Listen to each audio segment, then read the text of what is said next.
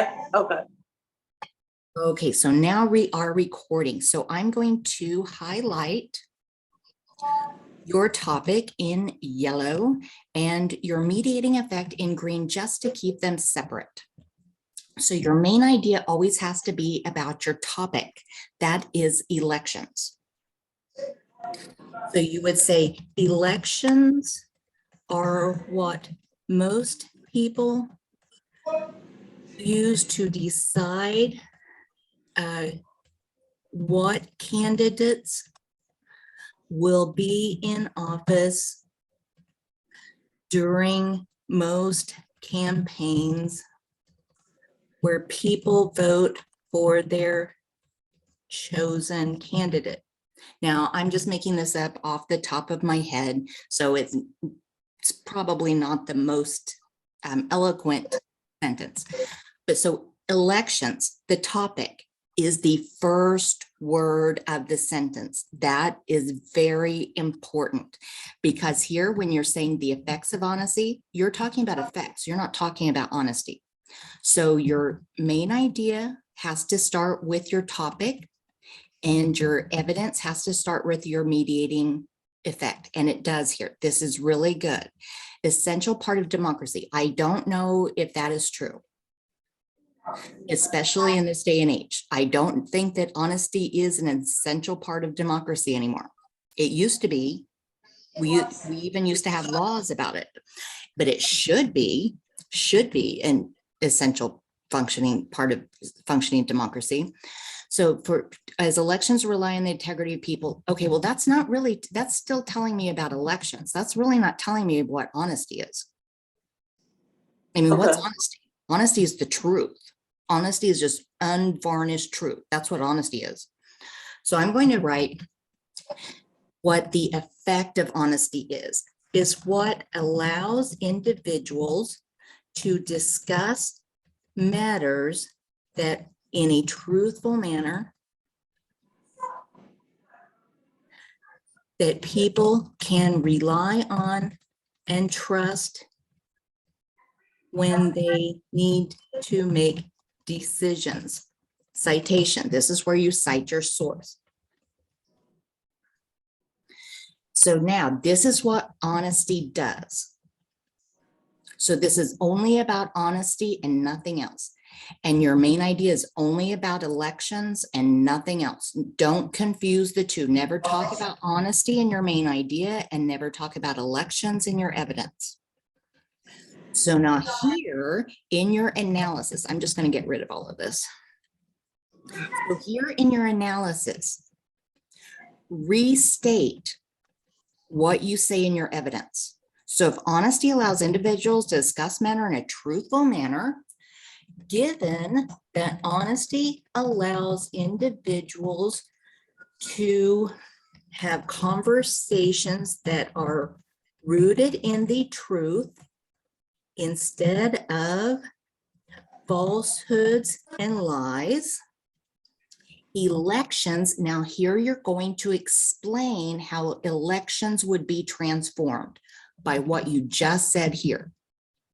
So if honesty allows individuals to speak in truth, free of lies, elections would be more honest and representative of what people or voters want to see because their decisions will be based on the truth.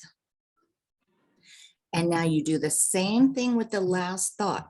You restate what you said in the evidence. Just restate it. Given that honesty allows people to discuss matters in an honest manner so that there are no falsehoods, elections would be based on more effective methods of information than lies or fraudulent activity. So you, in the analysis and last thought, you just restate what you say in the evidence. and then explain how your topic would be transformed.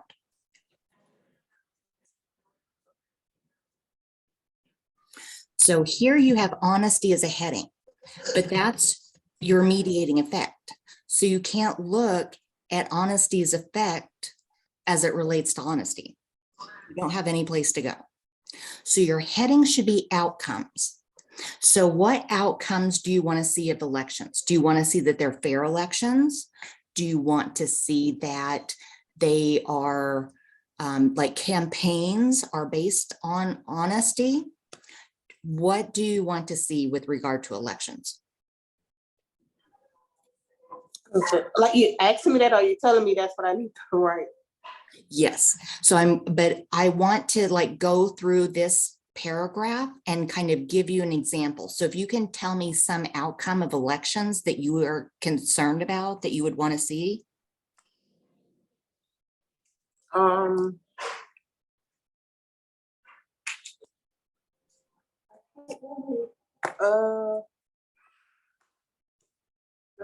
Elections. There's some. It's not like win or lose. It's more like Well, someone will lose and someone will win, so that there's nothing to discuss there. So. So what about honesty in elections is important to you? You say honesty in elections is important? What about honesty in elections are important to you? When you think of honesty with regard to like basically living up to what you're saying. Like if you're running, like do what you say you're going to do. So campaigns, you're interested in what people say they're going to do. Mm-hmm. Okay. So that's your heading, not honesty. Okay. So here you start with the effects of honesty. You have to write about elections. So elections are those things that happen at regular intervals that allow people to vote on the people and what is it, and interests that they want to see happen in their communities. And these things are discussed in campaigns. So it's not about campaigns. It's about elections as it relates to campaigns. So now here, I'm just going to get rid of all of this because there's no citations or anything. So, okay, so here, honesty is what allows candidates to discuss matters that are truthful rather than relying on falsehoods or exaggerations in order to get votes that they would not ordinarily earn through the truth. Citation. Jones 22. Okay, so now you restate your evidence. Given that honesty is what allows candidates to be truthful in their campaigns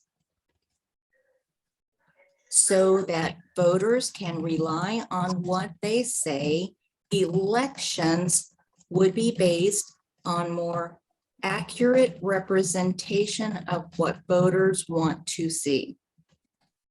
Clearly, and restate what you wrote in the evidence, as honesty allows campaigns to be based on the truth and free of falsehoods and lies. Elections would be better served and democracy would flourish. So you're writing these two sentences. You're writing your main idea, which has to be about your topic. If it doesn't start, if your paragraph is not starting with your topic, it is wrong. So that's why I color code it to make it clear. I can instantly look up here at the thesis statement and see elections. Okay, that's my topic. I better start this paragraph with elections. And then the second sentence, okay, my mediating effect, I look up here, mediating effect is color coded in green. So I know that my evidence has to start with honesty.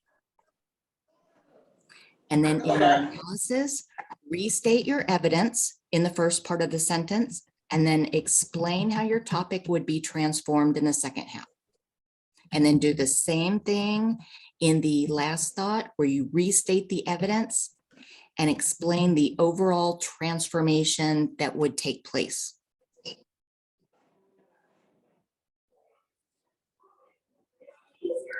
You're not writing about honesty or elections. You're not even writing about campaigns.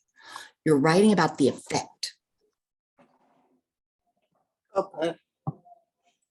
So it doesn't have, I don't need to know a lot about honesty or elections. I just need to know how honesty is affecting elections and nothing else.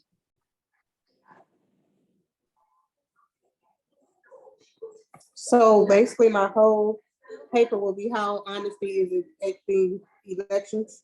Yes, the entire paper answers that one question, Okay. but in two different ways. It's looking at it as honesty's effect on elections as it relates to campaigns, and honesty's effect on elections as it relates to conflict and corruption. Okay. See, this is honesty. So this is just honesty. I don't even see elections anywhere in this paragraph, and that's your topic. Okay. And let's see, let's just go down. Okay, so this has to be centered in bold. This has to be formatted with a hanging indent. There has to be a period after the comma, a period between initials, only one period, a comma, space, comma after last name, a space between initials, and a period after the year. And then all of this, oops. All of this has to be in all lowercase. So titles are in sentence case, where only the first word and proper nouns are capitalized. And then Okay. citations, the journal title and the volume number have to be italicized. And then here it needs the DOI number or URL. So here, let's see. This is all good. Hanging indent. This is a book. Okay, so this page numbers are never included in a citation, except for academic journal articles that have the page range. So this is a book. It is not research. And it looks like, okay, so there's a lot of little errors throughout the citations. So that needs to be cleaned up a little.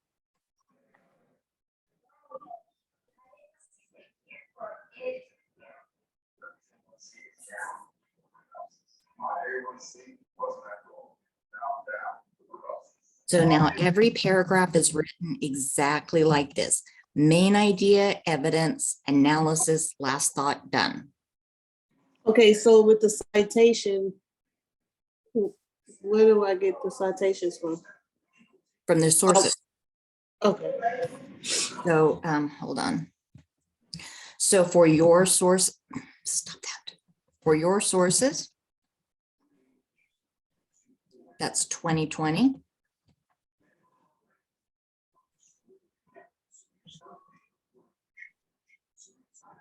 Okay, okay. That's how you cite sources. Okay.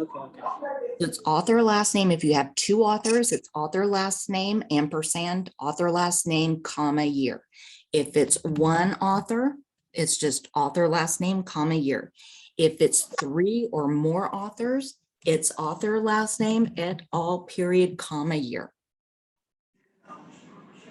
Okay.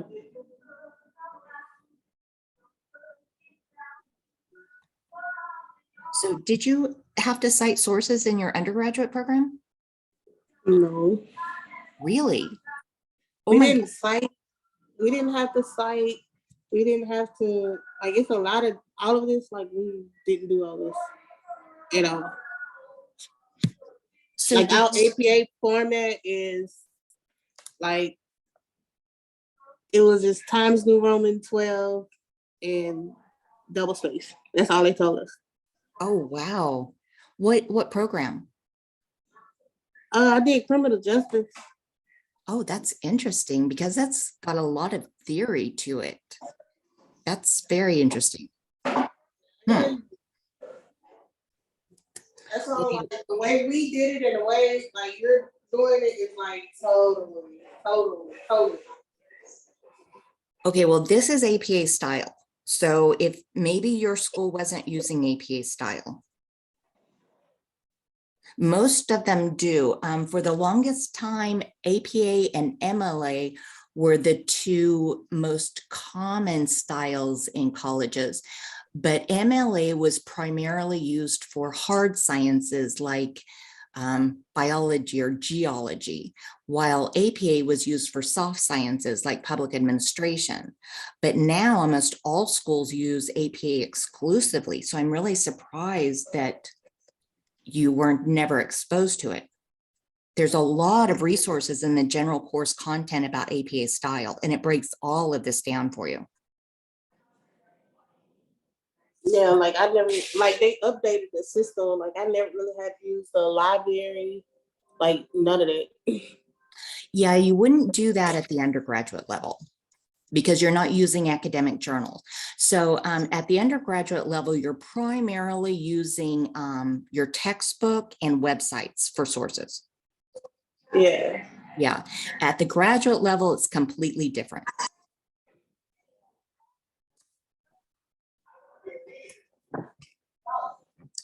So Go ahead. I have to write all of these like over because I did all of them like this, like I had it the first time. Unfortunately. So, yeah, so I have to write all of them over. I'm gonna do this week's for tomorrow, and I'll email you first to see. Please do, please do, please do. Okay. Now, So, were you watching the videos for each assignment? mhm. So you didn't see me putting those citations in? Like I see like I'm a learner to where like I would have to be in order for me to get it right, like I would have to be one-on-one. So that's why I'm saying I don't think like online is gonna work for me. Cause like I have to visually see it to learn. And which with the template you sent, I thought I was doing it right. Well, somehow all of the formatting got removed. So even the fonts, everything was gone. Like I don't know why. Cause on my end, it's like Times New Roman 12 double space and everything. But when I sent Right, it, it was double space and it was Times New Roman, but the template had indented paragraphs. It had the appropriate headings and it was formatted in Arial 12 point. So that's why I'm saying all of the format was gone. oh wow. So I gotta figure out like what else I'm doing wrong as far as how I'm sending it. So it don't change. Well, as long as you can fix the changes, like if you want to use Times New Roman, that's perfectly acceptable. So you can change it. Just make sure that every paragraph starts within this indent. It has to be indented. Paragraphs have, or headings have to be centered, not spaced over. They have to be bold. So these are Okay. things, they're fine if you want to change them, but these things cannot be changed. Headings have to be centered in bold. Paragraphs have to have that tab at the beginning. Okay. So, and it was double space. That was correct. Okay. So I'm gonna work on that between tonight and tomorrow. And I'll email you first for this week 6, for week 6. Perfect. And if I can get it down packed, then I'll do weeks 1 through 5 over. But that's Okay. gonna, Now, if you want to have more Zoom meetings, you just let me know because I just want to make sure that you get this. That's all I care about. I want you to have a strong A when you leave this class, and I just care that you understand this because you're going to need it. okay. So if as many Zoom meetings as it takes, we will get you there. We will get you across that finish line. Okay. So I'm going to clean this up and get rid of the typos, and I'm going to send it to you along with the recording of this video. Okay. Okay. And then if you need anything else, I'm going to be watching my emails in case you send me something. So you just let me know what you need. Yes, ma'am. Okay. Okay, well, I'm so glad we were able to connect tonight. So I'm just really hoping that I can really get this done the right way this time. I think we're making progress here.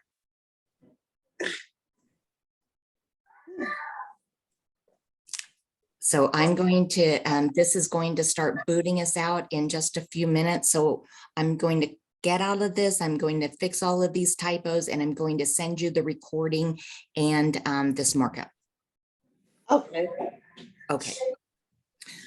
Okay, well, I hope you have a good evening, what's left of it. Yes, ma'am. You too. Okay, bye-bye. All right. Thank you.